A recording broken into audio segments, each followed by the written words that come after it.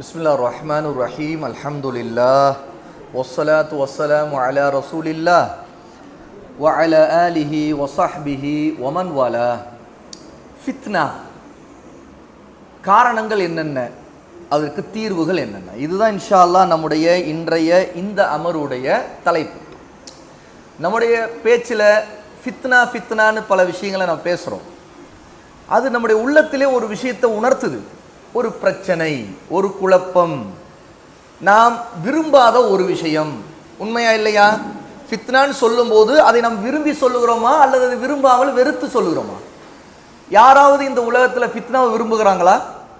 யாருமே இந்த உலகத்தில் ஃபித்னாவை விரும்ப மாட்டாங்க. ஆனாலும் இந்த உலகத்தில் ஃபித்னா இருந்து கொண்டே இருக்கும். ஏன்னா விரும்புகிறவன் ஷைத்தான், அவன் நமக்கு விரும்புகிறான்.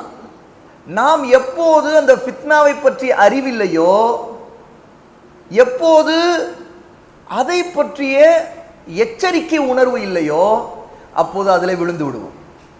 அப்போது நாம் ஒரு ஃபித்னாவாக இருப்போம், அல்லது நமக்கு சிலர் ஃபித்னாவாக இருப்பார்கள். முதல்ல இந்த வார்த்தை ஃபித்னா என்பது இயல்பிலேயே நம்முடைய வாழ்க்கையில அது ஒரு வெறுக்கத்தக்க விஷயம், அது ஒரு தீங்கு, அது நம்முடைய வாழ்க்கையில நிம்மதியை கெடுக்கக்கூடியது, அல்லாஹ்வுக்கு மாறு செய்ய வைக்கிற சில விஷயங்கள் அதில் இருக்கு.